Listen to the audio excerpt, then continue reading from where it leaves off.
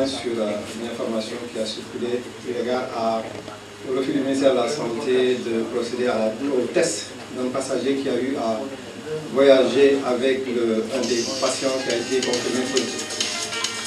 Je voulais juste faire une précision sur la stratégie de suivi des contacts. Parce que ce qu'il faut savoir, c'est que c'est un élément extrêmement important dans la lutte de l'épidémie. À chaque fois que nous avons un cas positif, nous avons l'obligation de voir toutes les personnes qui ont été en contact avec ce cas. Et dans ce cas-là, nous avons deux groupes de personnes. Ce que nous appelons les contacts à haut risque. Ces contacts à haut risque, ce sont les personnes qui ont été en contact avec la personne au moment où il a commencé à développer sa maladie. Et pour le premier cas, c'était sa famille, ses collègues de travail. Et il y a un deuxième groupe de contacts qui sont, par exemple dans ce cas-là, c'est les voyageurs qui étaient dans l'avion. Et pour nous, ces voyageurs sont des contacts de bas risque. Parce qu'en fait, cette personne, pendant son voyage, n'a pas développé de signes. Cette personne a commencé à développer ses signes quand il était déjà dans le territoire sénégalais. Je rappelle que, on l'a dit, l'incubation de cette maladie dure de 2 à 14 jours. Et que pendant la période d'incubation, le malade n'ayant pas des signes ne peut contaminer personne. C'est à partir du jour où il commence à développer ces signes qu'il commence à être contagieux.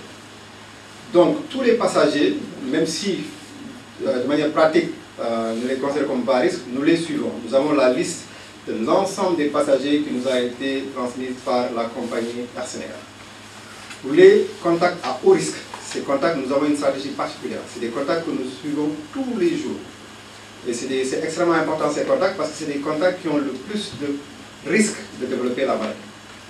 Maintenant, concernant les examens de laboratoire, ce qu'il faut savoir, et je pense que vous pouvez le comprendre maintenant quand je parle du délai d'incubation, quand une personne ne développe pas des signes, le résultat du laboratoire est négatif.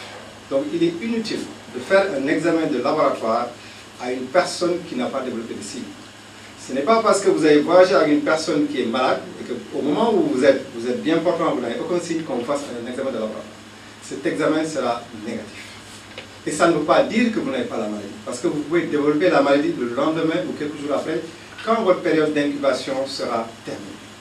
Et donc il faudra qu'on ait raison gardée et qu'on ne fasse pas, en tout cas qu'on ne diffuse pas ces genres d'informations, disant que tous les passagers des vols dans lesquels nos cas confirmés ont été, qu'il faut qu'il aille à l'Institut Pasteur faire le test. C'est inutile. Dans toutes nos stratégies, même pour les cas suspects de haut risque, c'est-à-dire les personnes qui ont vécu avec la personne pendant ces maladies, nous ne faisons pas systématiquement un test de laboratoire.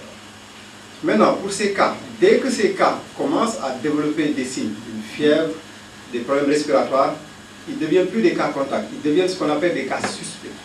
Et quand on devient un cas suspect, c'est là où cette personne, normalement, est extraite de son lieu d'habitation, envoyée au niveau de sa vie de maladie infectieuse, et là, l'examen de laboratoire est fait. Au décours de cet examen de laboratoire, si le cas est confirmé, donc il sera traité. Si le cas est infirmé, il est exécuté. En tout cas, il est redirigé dans une structure pour le prendre en charge. Donc c'est extrêmement important de le comprendre. Et vraiment, au nom du ministre de la Santé et de l'ensemble de l'équipe, c'est juste vous appeler en cas de besoin d'information, de vous adresser aux techniciens du ministère de la Santé qui aujourd'hui, je pense que cette audience le montre, sont complètement ouverts à donner toutes les informations nécessaires.